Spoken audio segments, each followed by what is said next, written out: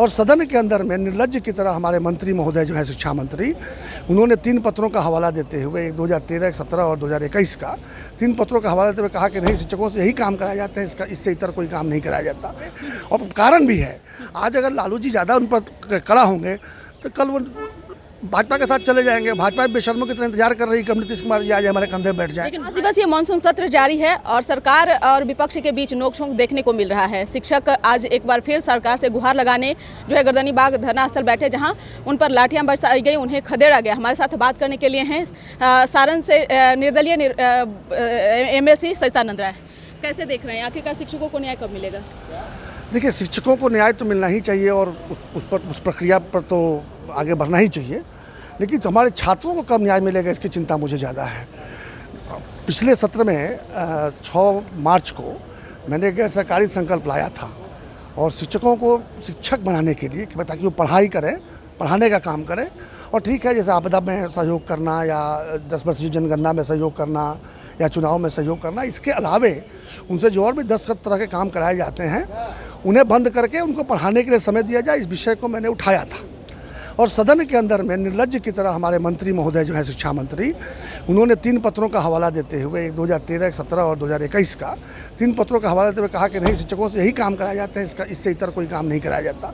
अर्थात वो जातीय जनगणना नहीं करते, BLO का काम नहीं करते, वो स्वच्छता सर्वेक्षण नहीं करते, वो दहेज विरोधी प्रथा का विरोध के लिए काम नहीं करते, या और भी बहुत सारे काम जो उनसे कराए जाते हैं, खिचड़ी और पोशाक और वगैरह वगैरह, उसको उन्होंने सीधे से नकार दिया कि नहीं, ऐसा कुछ नहीं होता है। तो जब इस तरह से सदन के अंदर में खड़ा होकर अगर शिक्षा मंत्री झूठ बोल रहा होगा तो सरकार से क्या अपेक्षा की जाती है? तो ये सरकार जो कुछ भी कर रही है सिर्फ मुद्दों से भटकाने के लिए, बरगलाने के लिए कर रही है।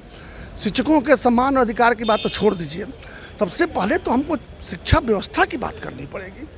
आप जहाँ पर स्कूल है, जहाँ पर विद्यालय का भवन है, वहाँ शिक्षक नहीं है, जहाँ दोनों है वहाँ छात्र नहीं है, और अगर तीनों है तो सरकार की मंशा नहीं कि वहाँ पढ़ाई हो, क्योंकि शिक्षकों को किसी और काम में लगा दिया जाता है। तो विषय केवल एक शिक्षकों के अधिकार का नहीं है, वो तो है ही, क्योंकि उसके लिए शिक्षक का आंदोलन कर रहे हैं, लेकिन इस समग्र विषयों पर एक बार सरकार को हमारे समाज से संवेदनशील होना चाहिए और उस पर कुछ काम करना चाहिए। जिस ढंग से सदन की कार्रवाई चलनी चाहिए उस ढंग से नहीं चल पा रहा है, आपसी नोकझोंक ज़्यादा देखी जा रही है, ये मुद्दे कम ये तो परंपरा बन गया है, यहाँ हो या मुर्दाबाद के नारे लगाए जैसे यहाँ पर जो मुर्दाबाद के नारे लगा रहे हैं उनके खिलाफ पार्लियामेंट में मुर्दाबाद के नारे लगते हैं। हो तो यही रहा है और ये परंपरा हो गई। तो कोई कहे कि नहीं हम सही हैं, वो गलत है, नहीं सही, हमाम में सब नंगे हैं, जो यहाँ विरोध कर रहे हैं उनका विरोध वहाँ हो रहा है। सदन की गरिमा को ख़त्म कर दी गई है और सदन के सदस्यों के रूप में हम लोग समझते हैं कि हमारे अधिकारों का हनन होता है। अर्थात अगर उसको परोक्ष रूप में कहें तो जनता के चुने हुए जो जनादेश है उसका अपमान करने का काम ये सदन कर रहा है और विपक्ष के लोग कर रहे हैं। सचिदानंद राय जी, ये मुद्दा तब स्टार्ट हुआ जब के पाठक और शिक्षा मंत्री प्रोफेसर चंद्रशेखर के बीच जब नोकझोंक देखने को मिला, मुद्दा तब से बिहार का गर्म हो गया। नहीं, ये तो भटकाने के लिए हुआ है। सरकार भटकाने के लिए हमेशा कुछ ना कुछ ऐसा ड्रामा करती रहती है कि आपका ध्यान कहीं और चला जाए। यहाँ पर के पाठक और चंद्रशेखर कोई विषय ही नहीं है। विषय बिहार के बच्चे हैं, बिहार के बच्चों की पढ़ाई है, शिक्षा व्यवस्था। बंद कर दी है चंद्रशेखर जी। क्या फर्क पड़ता है, ऐसा नालायक आदमी जाए चाहे ना जाए। हम कहा तो नहीं, जो आदमी सदन के अंदर खड़ा होकर झूठ बोल सकता है उसको शिक्षा मंत्री पद को सुशोभित करने का अधिकार ही नहीं है। क्या लगता है, लालू प्रसाद यादव के दबाव में नीतीश कुमार काम कर रहे हैं या फिर नीतीश कुमार अपनी मनमानी कर रहे हैं? नीतीश कुमार हमेशा मनमानी करते हैं अपनी, उन पर किसी का दबाव नहीं चलता। वो हमेशा, मैंने एक इंटरव्यू में कहा था कि तेल की तरह हमेशा ऊपर रहते हैं, भले उनकी मात्रा कम हो, अधिक मात्रा वाले लोग पानी की तरह नीचे रहते हैं, वो कम मात्रा होते हुए तेल की तरह ऊपर रहते हैं। कंधे पर चढ़ के ऊंचा बनने की उनकी पुरानी आदत है, बने रहेंगे।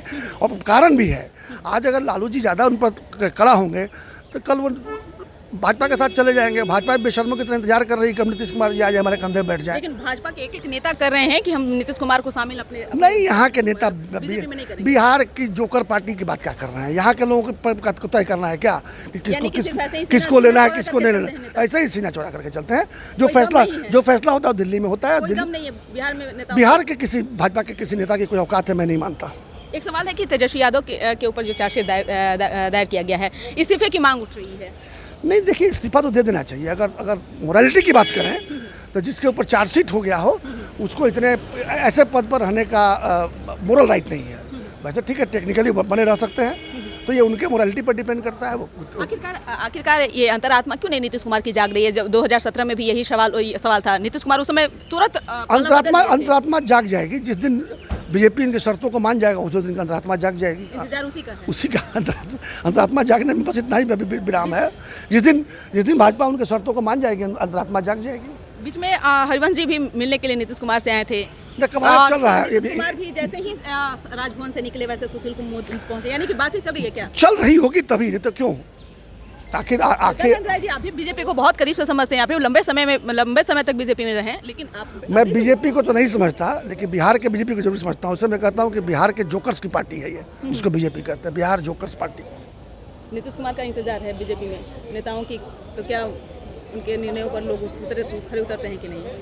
देखा जाए। अब जब तक भाजपा उनकी बात मानती नहीं है तब तक तो उनकी अंतरात्मा नहीं जागेगी, अब मानते ही जाग जाएगी। बहुत बहुत शुक्रिया बात करने के लिए। तो आप सुन रहे थे क्या कुछ कहना था सारण निर्वाचन क्षेत्र से निर्दलीय एमएलसी सच्चिदानंद राय का, जिन्होंने भविष्यवाणी किया है कि नीतीश कुमार का बात जो है जल्द ही सही साबित होगा।